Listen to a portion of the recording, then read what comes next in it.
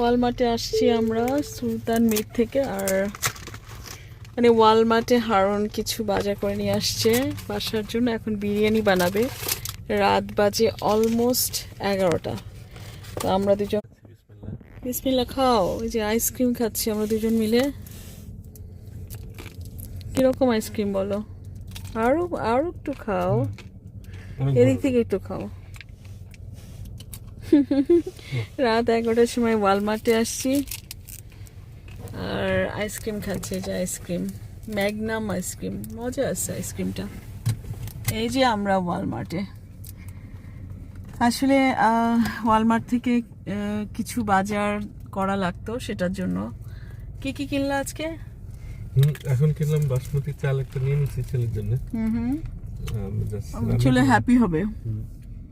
আর গোলাপ জামুন নিলাম, 2টা আইসক্রিম আর টমেটো শসা। তুমি তো ছেলেকে একভাবে হ্যাপি করতে পারো। তুমি মাংসটা আলাদা করলা আর ছেলের জন্য একটু বাসমতি রাইস করে ফেললা, আচ্ছা, তাহলে ওইটার সাথে ছেলেকে মিক্সড করে দিল।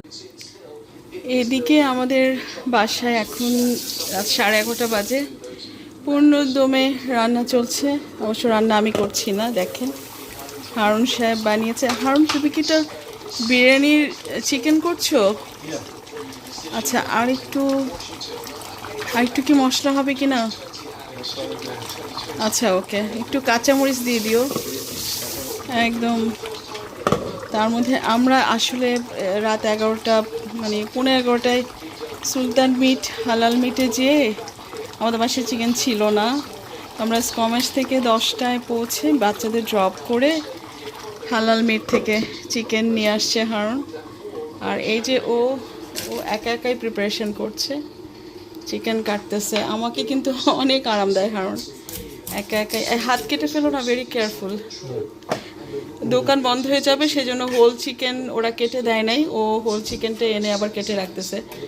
আর এই কষ্ট, ছুরিটা কিন্তু অত শার্পনেস চলে গেছে, অত শার্প না, বুঝছো?